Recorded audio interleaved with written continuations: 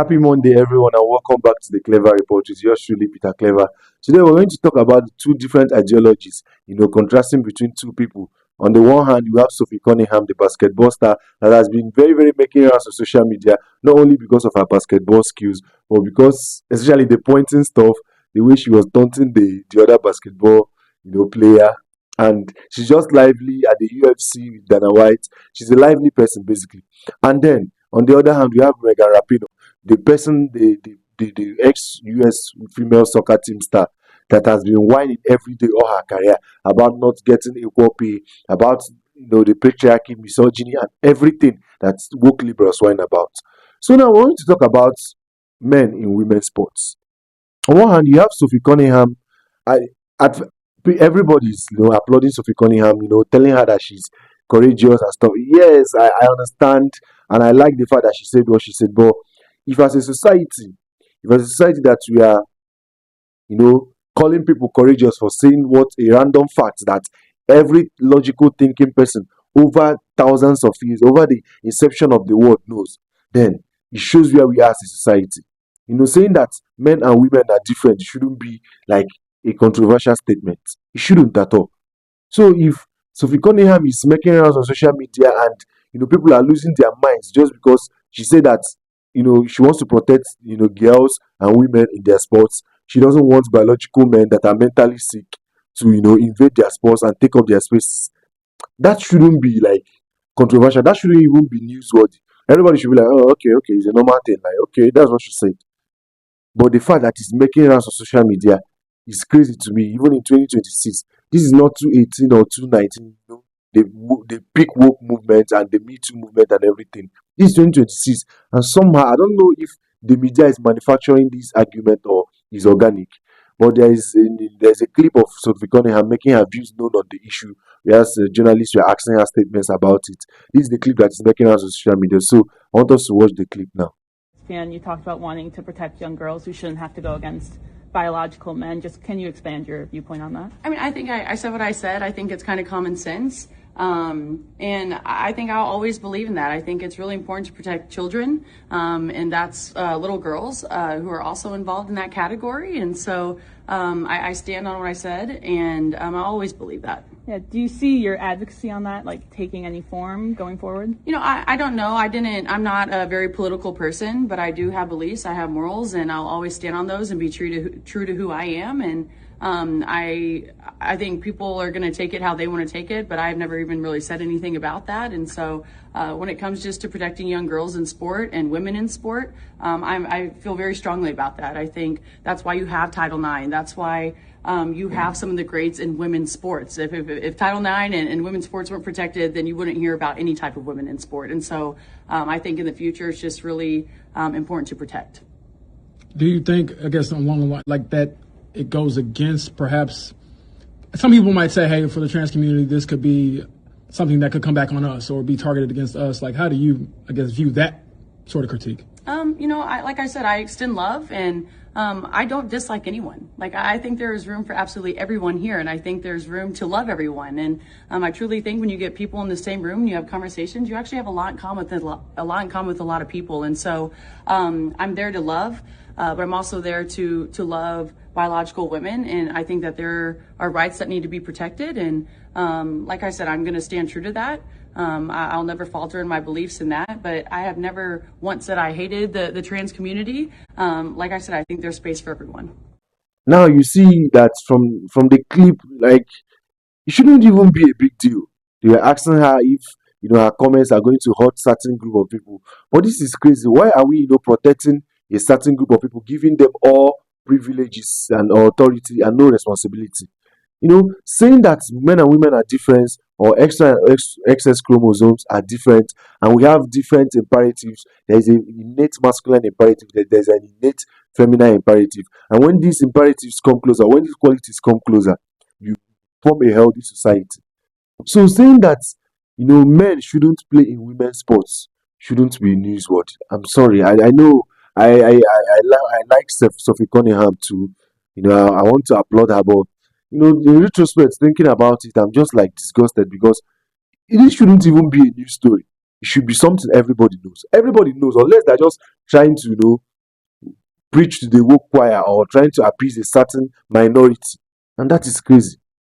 And now, on the other hand, you have the resident woke show, The View. We've had Megan Rapinoe on, and she said something.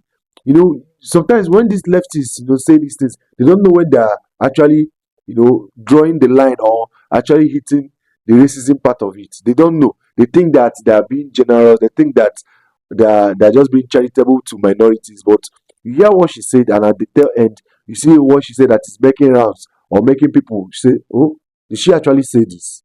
Let's take a look at the video.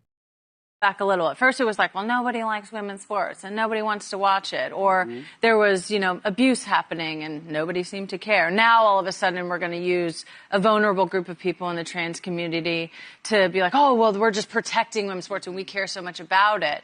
When the Heritage Foundation is now going to go after Title IX. So is it about reproductive rights or is it about just women's rights in general? We're seeing the rollback of Roe v. Wade. Marriage equality, I feel like, is getting put back on the table. That was settled law.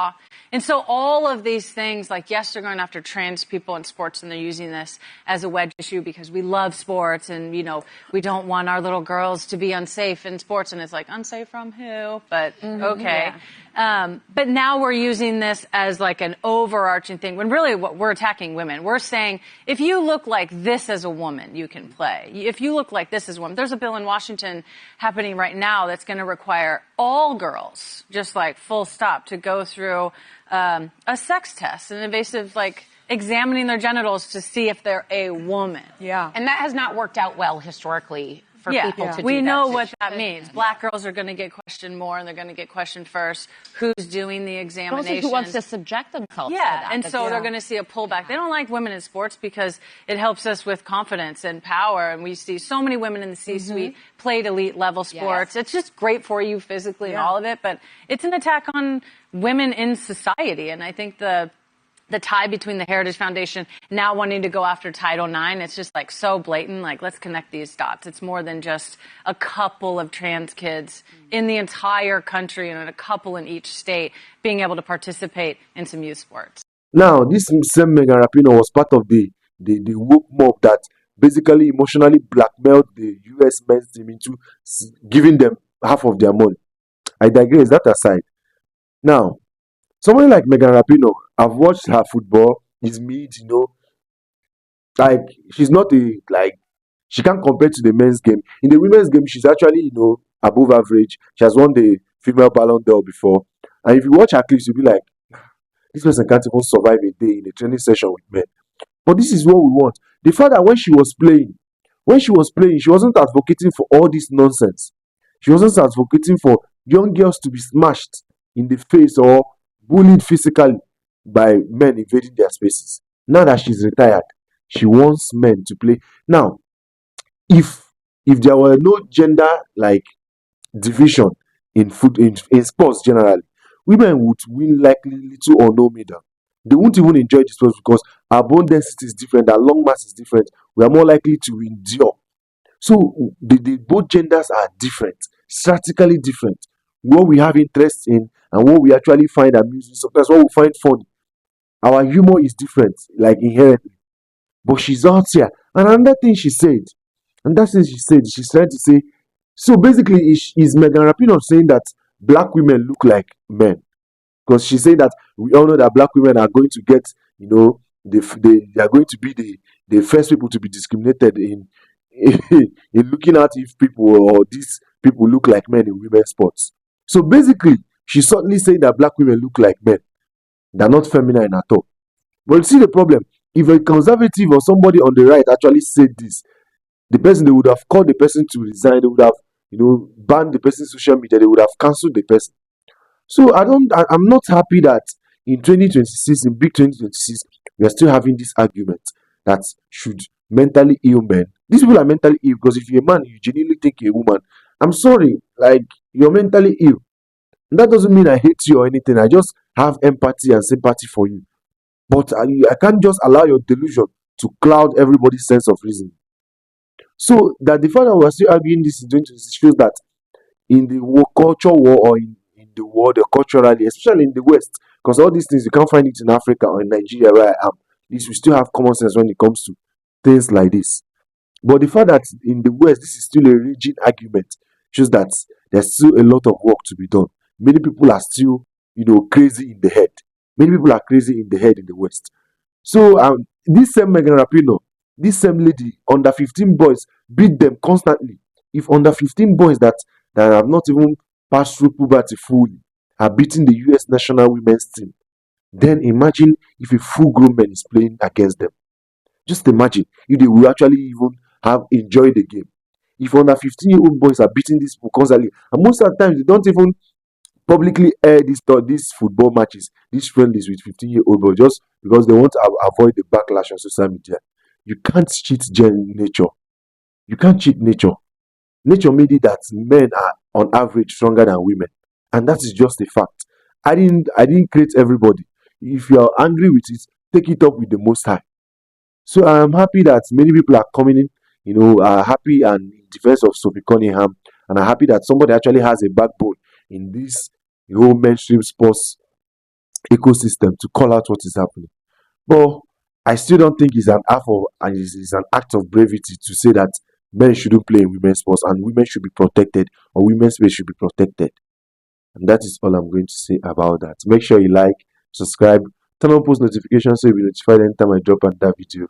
Until next time, peace.